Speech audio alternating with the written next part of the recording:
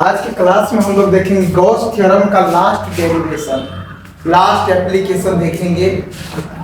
आप लोग को पता है, मैंने बताया था फ्लक्स बराबर क्या होता है।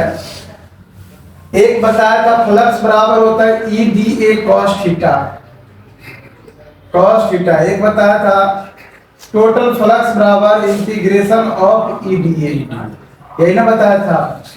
और गॉस थ्योरम से एप्लीकेशन से, गॉस थ्योरम से बताया था फ्लक्स बराबर होता है क्यू इनक्लोज, क्या होता है बट बाय एप्सिलॉन नॉट, जहां एप्सिलॉन नॉट का वैल्यू होता है 8.85 into 10⁻⁻12 फैराड पर मीटर। ये सब हम लोगों ने देखा था।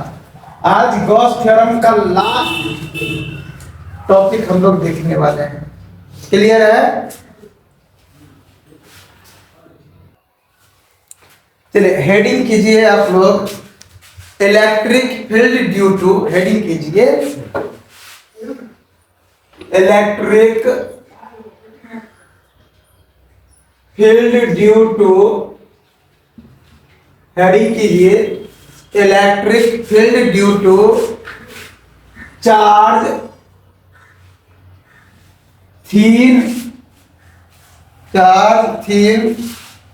शीट at near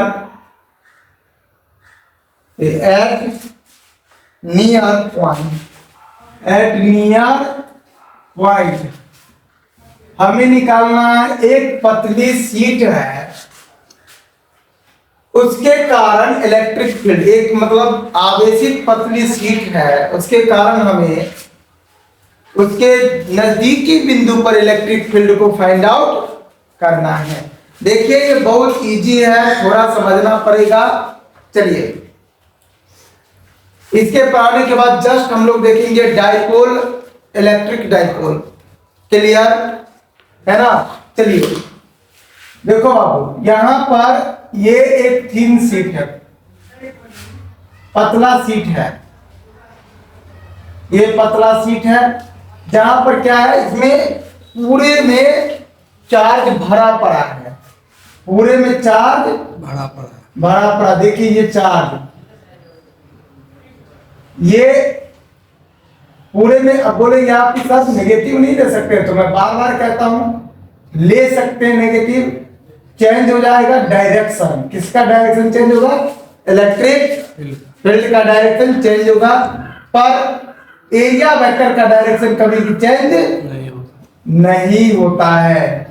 देखिए पूरे में क्या हमने किया, पॉजिटिव चार्ज को डाल दिया, लीजिए ये पॉजिटिव चार्ज।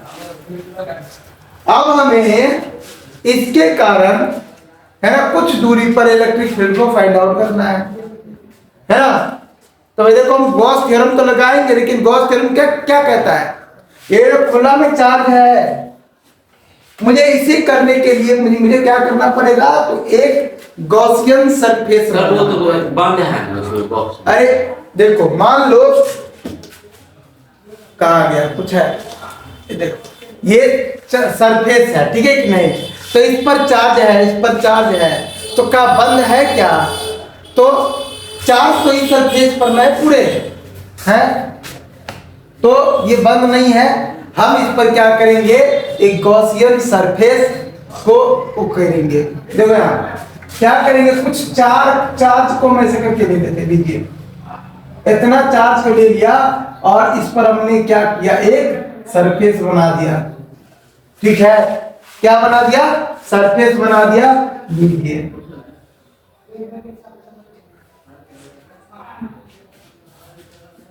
ठीक है, ये गॉसियन सरफेस हमने बनाया, ये पूरा क्या हो गया, ये गॉसियन सरफेस बन गया। Is it clear? क्या इतना बात आप लोग समझे? अब नहीं समझे? हमने क्या किया बाबू, कुछ चार्ज को ले करके हमने क्या किया, इस पर गॉसियन सरफेस को बनाया। ठीक है, अब इतना चार्ज लिया, इस चार्ज को लिया और इस पर हमने क्या बना दिया, गॉसियन सरफेस। ये क्या है? Gaussian surface. ये क्या बोलिए? गॉसियन सरफेस है। हाँ समझ में आ गया जी? है अब क्या करेंगे, देखिए आप लोग को पता है कि जैसे एक प्लेन शीट है, इस पूरे पर चार्ज डिस्ट्रीब्यूटेड है, पॉजिटिव चार्ज, तो इसको हम लोग बोलते हैं सरफेस चार्ज डेंसिटी। क्या बोलेंगे, बोलिए? Charge density. Surface charge density. क्या बोलेंगे इसको, बोलिए? Surface charge density. देखिए सरफेस चार्ज डेंसिटी को हम लोग सिग्मा द्वारा रिप्रेजेंट कर देते। ये क्या है? ये सिग्मा। नहीं समझे जी है ना? यूनिट एरिया के लिए, कुछ एरिया के लिए सरफेस चार्ज डेंसिटी हो गया सिग्मा। ठीक है? लो सारा इससे ना होता है सिग्मा, उल्टा वाली यही होता है ऐसे ना होता है सिग्मा। ये नहीं, ऐसे इधर घूम के इधर ऐसे ऐसे ये नहीं होता है, सिग्मा ऐसा होता है। क्लियर? ठीक है, तो मान ली यूनिट एरिया के लिए सिग्मा ए हो गया, तो पूरे एरिया के लिए क्या हो जाएगा? ए सिग्मा। एरिया को हम लोग क्या चीज से बोलते हैं? ए से ना बोलते हैं। तो लिखेंगे पूरे एरिया कौन सा? पूरा सरफेस का फिर वो पूरे सरफेस के लिए, तो अब लिखेंगे इसी पूरे सरफेस को हम लोग बोलेंगे इनक्लोज्ड। क्या बोलेंगे? Enclosed charge density equal to sigma A हो गया। क्या हो गया? अब कुछ नहीं करना है, गॉस थ्योरम लगाइए, फॉर्मूला लगाइए, सवाल को सॉल्व कर लीजिए। अब क्या लिखेंगे? According to Gauss theorem, Gauss theorem flux बराबर क्या हो जाता है? सूत्र बोलिए, क्यू इनक्लोज्ड बटा एप्सिलॉन नॉट। क्या बोलेंगे? क्यू इनक्लोज बटा एप्सिलॉन नॉट। तो फ्लक्स बराबर देखिए क्यू इनक्लोज क्या है? क्यू इनक्लोज में चार्ज है, क्या इनक्लोज में आए वो। हाँ, इनक्लोज INCLOSED। तो देखिए इनक्लोज चार्ज डेंसिटी क्या है? सिग्मा ए बटा एप्सिलॉन। इसको हम लोग क्या मान लेंगे? फर्स्ट मान लिए। अगेन हम लोग लिखेंगे बाय फार्मूला।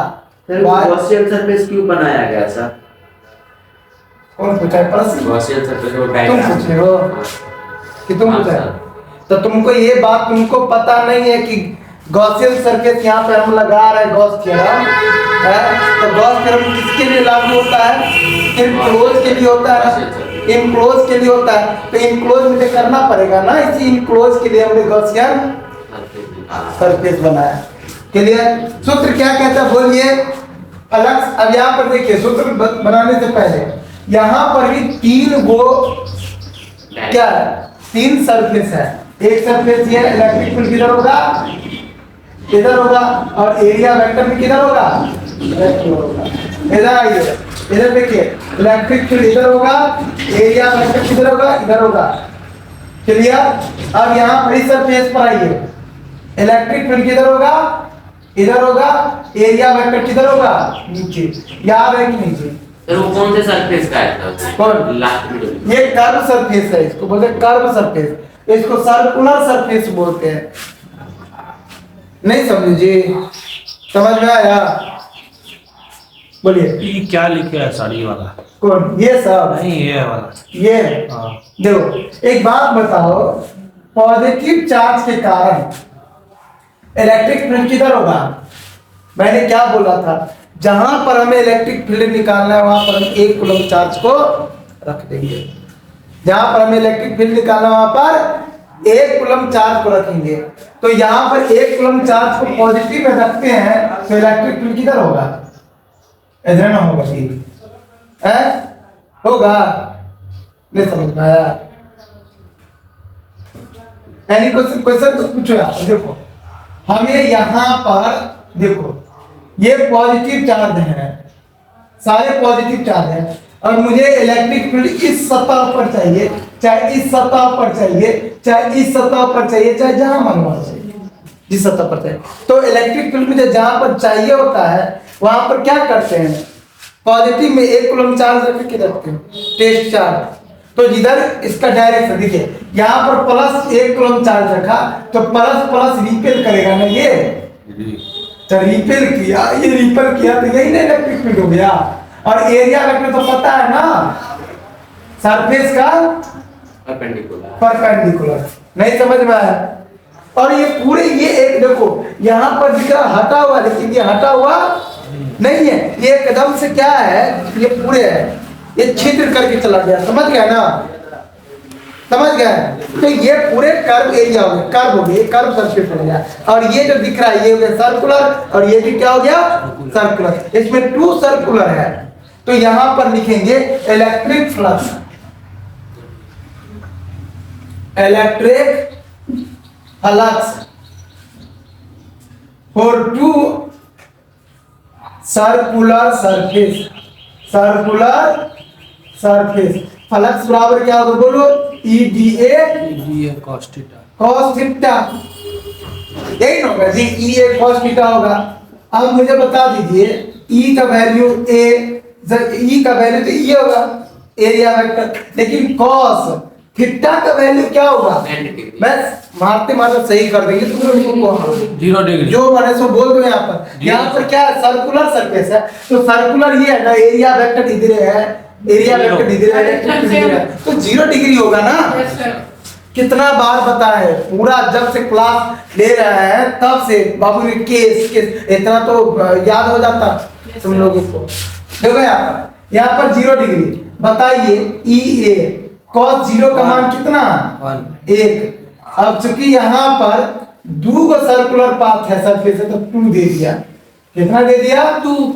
ये हो गया फ्लक्स किसका, ये निकला सर्कुलर पाथ का। अब हमारे पास एक कर्व भी तो है, अरे कर्व भी है, तो लिखेंगे now electric flux for curve surface, curve surface, curve surface के लिए इलेक्ट्रिक फ्लक्स। तो फ्लक्स बराबर सूत्र क्या होता बोलिए, वही EA cos थीटा। चलिए E तो पता है, A पता है, cos थीटा का वैल्यू क्या लेंगे, हैं? देख कर्व कहां पर, यहां पे ना कर्व है, इलेक्ट्रिक फील्ड एरिया वेक्टर है, तो 90 डिग्री होगा। अब बताइए यहां पर समझ लीजिए, देखिए ना cos 90 का वैल्यू क्या, 0। तो टोटल फ्लक्स निकालिए कि निकालिएगा, तो टोटल फ्लक्स सर्कुलर सरफेस को जोड़ देंगे और कर्व सरफेस को जोड़ देंगे, तो टोटल फ्लक्स क्या हो गया, फ्लक्स बताइए 2EA, और कर्व के लिए 0 बराबर क्या हो गया, 2EA हो गया। अब ये फ्लक्स टोटल फ्लक्स निकल गया, इसको 2 मान लीजिए। अब लिखेंगे from equation 1, from equation 1 equal to equation 2।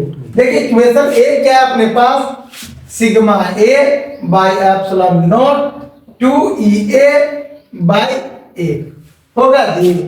क्या देख रहे हैं, A से A समाप्त हो गया, सिग्मा को 1 से गुना कर स्क्वायर से गुना कर 2E epsilon naught is equal to sigma, तो E हम चाहिए बाहर निकाल दिए, sigma by 2 epsilon electric field निकला। एक बात मैं आप लोगों को बता दूं कि जब आप लोग कैपेसिटर पढ़ोगे ना, पैरेलल प्लेट कैपेसिटर में जाओगे, ये फॉर्मूला आपको आएगा। इंपॉर्टेंट सूत्र है, याद रखिए, important for next chapter, for next chapter. Capacitor के लिए इतना महत्वपूर्ण है ये कि पूरे कैपेसिटर में काम आएगा। तो तब ये प्रूफ हो गया। हाँ समझ में आया जी। तो मैं आप लोग को यही बोलूंगा कि जब भी आप लोग घर पे पढ़ाई करते हैं, रिवीजन जरूर करिए। समझ लीजिए फिजिक्स नथिंग बट मैथ है, ये फिजिक्स कुछ नहीं और क्या है, गणित ही है। समझ रहे ना? चलिए इस चीज को नोट डाउन कर लीजिए। देखिए ये क्वेश्चन है, क्वेश्चन है, एक टॉपिक इलेक्ट्रिक डाइपोल। और इस टॉपिक को समझने के लिए आपके अंदर होना चाहिए धैर्य, विश्वास, श्रद्धा। ये पूरी चीजें आप पढ़िएगा, धैर्य के साथ पढ़िएगा, इसको तो समझ जाइएगा। और इससे बिहार बोर्ड, चाहे सीबीएसई बोर्ड हो, चाहे वो यूपी बोर्ड हो, कोई बोर्ड हो, क्वेश्चन इससे आता ही आता है। इसीलिए इस चीज को आप लोग ध्यान से समझिएगा, बढ़िया से समझिए। देखिए इसको ना 3 पार्ट में हम लोग तोड़ दिए, एक इलेक्ट्रिक, दूसरा डाई और तीसरा पोल। क्या थी? एक मैंने इलेक्ट्रिक में तोड़ा, दूसरा में डाई और तीसरा कर दिया पोल। सब मिलाकर हो गया इलेक्ट्रिक डाई पोल, इलेक्ट्रिक डाई पोल। देखिए इलेक्ट्रिक का मतलब तो आप लोग को पता है, चार्ज होता है। इलेक्ट्रिक का मतलब क्या होता है? चार्ज। और ये डाई, एक डाई का मतलब होता है 2। डाई का मतलब क्या होता है? 2। अब पोल है तो पोल का मतलब क्या होता है? पोल ही होता है। तो देखिए जिसके 2 पोल होता है, जहां पर 2 पोल होता है उसको हम लोग बोलते हैं इलेक्ट्रिक डाइपोल, है ना? क्या बोलेंगे? चार्ज रहता है, सेम चार्ज। क्या बोलेंगे? Same charge but opposite direction, same magnitude. क्या बोलेंगे? सेम मैग्नीट्यूड होता है ना? बट अपोजिट डायरेक्शन होता है ना? देखो यार, अगर मैं ये करूं, देखो ये माइनस और कुछ डिस्टेंस पर हमने प्लस ले लिया। देखिए 2 पोल आ गया जी, प्लस माइनस क्या है? पोल ही तो है। तो यहां पर देखिए 2 पोल आ गया, परंतु सेम मैग्नीट्यूड है ना? सेम मैग्नीट्यूड और अपोजिट पोल को हम लोग बोलते हैं डाई पोल। क्या बोलेंगे? Dipole, electric dipole. क्या बोलेंगे? बोलिए, इलेक्ट्रिक डाइपोल। देखिए ये एक सिस्टम इसको हम लोग बोलते हैं। क्या बोलते हैं? सिस्टम। जहां पर क्या होता है? अपोजिट चार्ज कुछ डिस्टेंस पर रखा जाता है, मैग्नीट्यूड सेम पर चार्ज क्या होता है? अपोजिट रखा जाता है। इसी को हम लोग क्या बोलेंगे? Electric dipole, electric dipole. लिखिए इलेक्ट्रिक डाइपोल लिख करके पहले हेडिंग कर दीजिए, इलेक्ट्रिक डाइपोल। एक काम करिए पहले समझ, देखिए ये मान लीजिए, इसको मैं यहां पे लिखता हूं, देखिए -q और कुछ डिस्टेंस पर +q रख दिया, तो इसको बोलते हैं इलेक्ट्रिक डाइपोल। क्या बोलते हैं? Electric dipole. क्या इसको बोलेंगे जी? Electric dipole. चलिए इसके बीच का डिस्टेंस हम d दे देते हैं। याद रखिए अभी d, लेकिन जब कोई चीज हम डेरिवेशन करेंगे तो 2d मान करके चलेंगे। कितना? 2d मान कर चलेंगे। चलिए इसका ये, इसको यहाँ पर जो है इसको हम बोलते हैं सेंटर ऑफ डाइपोल। क्या बोलते हैं इसको? Centre of dipole, centre of dipole. ध्यान से समझिएगा, ये पूरे डाइपोल है और इस लाइन को हम लोग बोलते हैं एक्सियल लाइन, एक्सियल लाइन। क्या बोलते हैं इसको? Axial line. अब यहां से एक लाइन को हम परपेंडिकुलर डायरेक्शन में खींचते हैं, ठीक है? तो इसको हम लोग बोलते हैं इक्वेटोरियल लाइन, इक्वेटोरियल लाइन। बताइए इस लाइन को क्या बोलते हैं? एक्सियल। इस लाइन को इक्वेटोरियल। और ये डाइपोल सेम है तो डाइपोल को हम लोग बोलते हैं इलेक्ट्रिक डाइपोल, है ना? देखिए मैग्नीट्यूड सेम है पर चार्ज डिफरेंट है। Same magnitude but opposite charge. Sir direction same है या अपोजिट होगा ना? डायरेक्शन तो अपोजिट होगा ना? हाँ, इसका डायरेक्शन तो अपोजिट है, इसका चार्ज पॉजिटिव चार्ज है। अब यहाँ पर देख लो, इतना बात समझे। मैंने क्या बोला बाबू? सेम मैग्नीट्यूड है ना, but opposite charge. Place at distance d known as electric dipole, electric dipole. क्या इतना बात आप लोग को समझ में आ गया?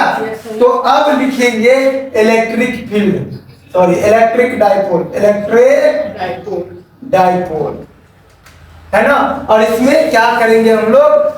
इसका डेफिनेशन लिखते हैं, इसके ऊपर लिखेंगे it is the system, it is the system.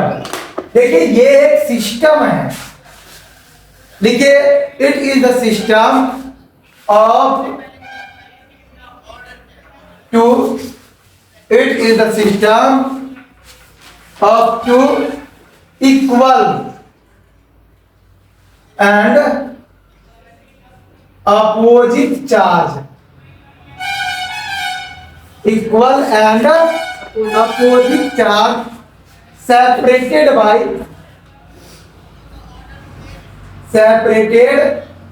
by some distance, कुछ डिस्टेंस पर इसको रखा जाता है, separated by some distance। this system is known as electric dipole, electric dipole. कुछ डिस्टेंस पर इसको हम लोग रखते हैं तो इसी को हम लोग बोलेंगे क्या चीज, इलेक्ट्रिक डाइपोल। बस इतने बात को आपको समझना है। ये उतार लीजिए, फिगर को उतारिए, इसके बाद हम लोग देखते हैं electric dipole moment. Electric dipole moment, देखिए हम लोगों को पता है इतना बात, तो ये बात पता है कि same charge, sorry same magnitude but opposite charge है ना, separated by some distance D, इसी को हम लोग बोलते हैं इलेक्ट्रिक डाइपोल। और याद रखिए हम लोग को पता है यहां पर इसको इक्वेटोरियल लाइन बोलते हैं, ये एक्सियल लाइन है तो जो भी पढ़ा इसका देखिए डाइपोल मोमेंट को हम लोग कहते हैं क्या चीज, समझिए, प्रोडक्ट ऑफ, क्या बोलोगे बाबू, प्रोडक्ट मतलब गुना, प्रोडक्ट मतलब गुना, product of charge and distance. क्या बोलोगे, बोलो तो, product of charge and distance, product of charge and distance, charge and distance known as electric dipole moment, electric dipole moment है ना, बोलेंगे इट इज द सिस्टम है ना which is defined as product of charge and distance known as dipole moment. हम इस तरह से भी इसको क्या कर सकते हैं, क्या लिखेंगे, चलिए इतना बात समझे। देखिए डाइपोल मोमेंट को समझिए, डाइपोल मोमेंट, इलेक्ट्रिक डाइपोल मोमेंट is denoted by P. P द्वारा हम इसको क्या करते बाबू, डिनोट करते हैं। इसको किसके द्वारा डिनोट करते हैं, पी द्वारा। समझ गए ना।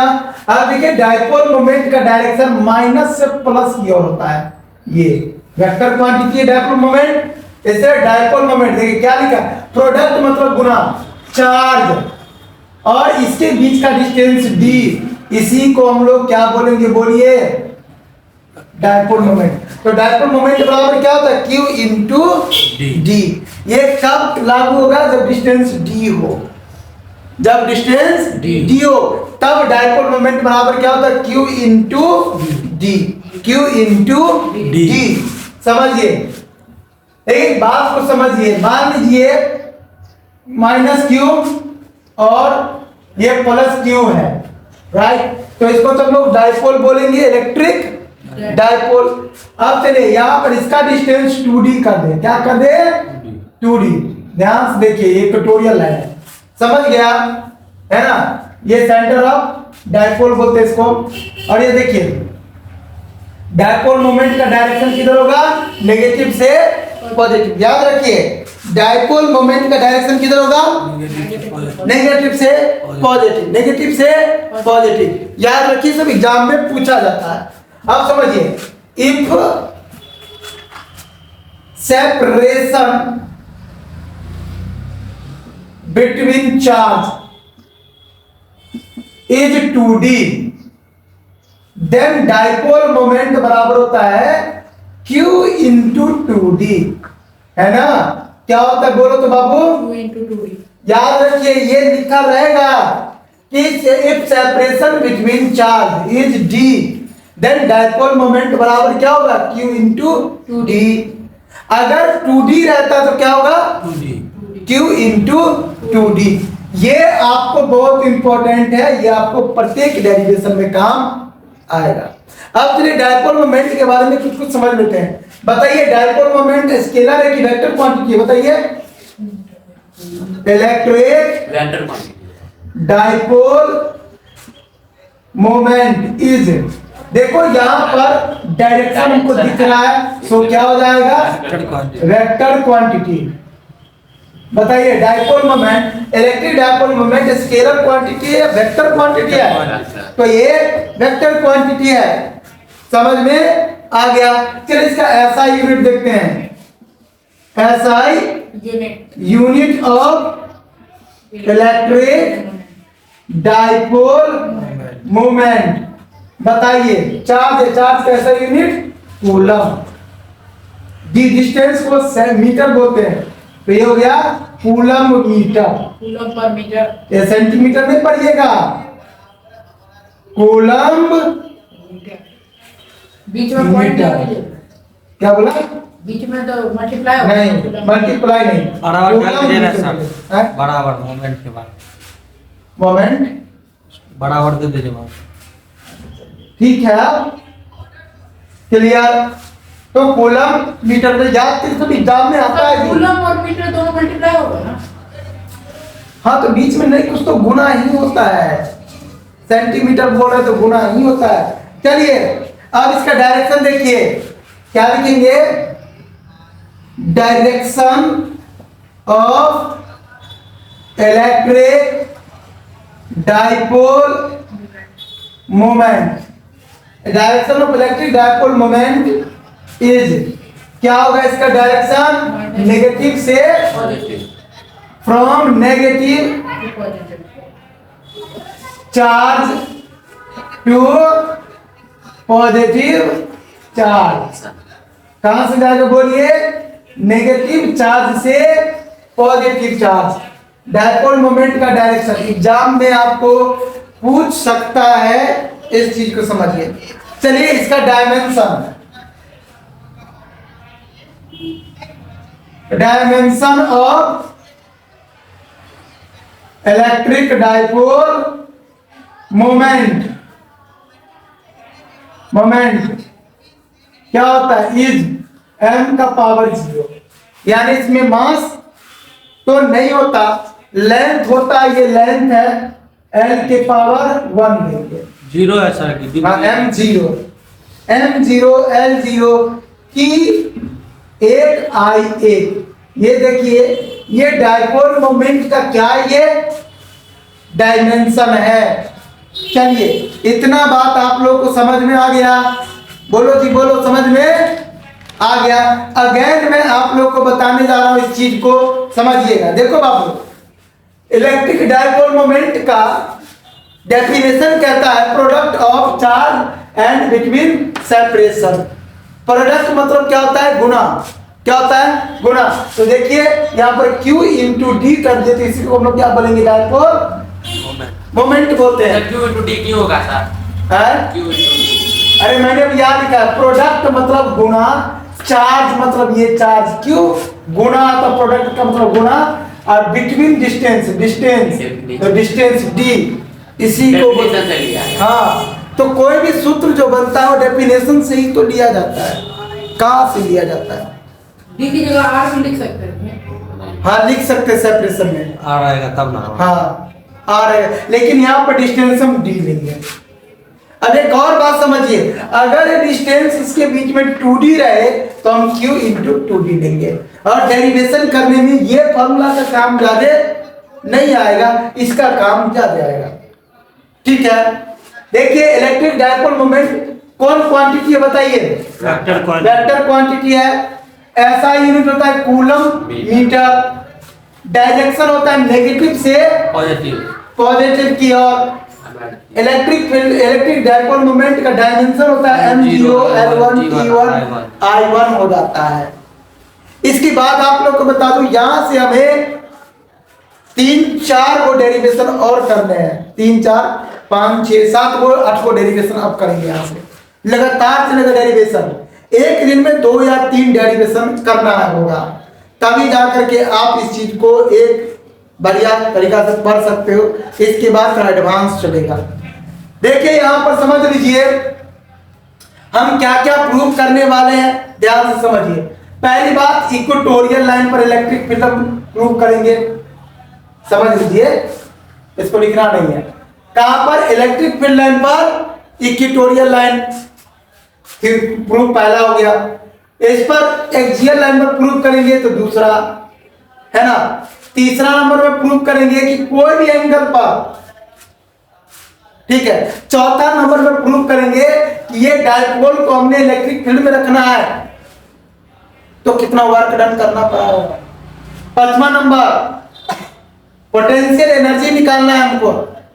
छठा नंबर, इसी के कारण हमें निकालना है potential, electric potential at any point. तब सातवां नंबर, electric potential at equatorial line. आठवां नंबर, electric potential at axial line, है ना। उसके बाद हम लोग इलेक्ट्रिक पोटेंशियल एनर्जी को भी देखेंगे, करने वाला कितना हमको कार्य करना पड़ता है। नौवां, अब बाद बाकी 4-5 वो सूत्र होगा, फॉर्मूला होगा, डेरिवेशन जो होगा आपको वो होगा एडवांस लेवल का। तो आप लोग इस चीज के लिए आपको तैयार ही रहना है। इतना डेरिवेशन अभी हम लोगों को करना है, तब जाकर के कहीं आपका नैया लगेगा पार। और लास्ट टॉपिक चलेगा आपको कैविटी। क्या? कैविटी।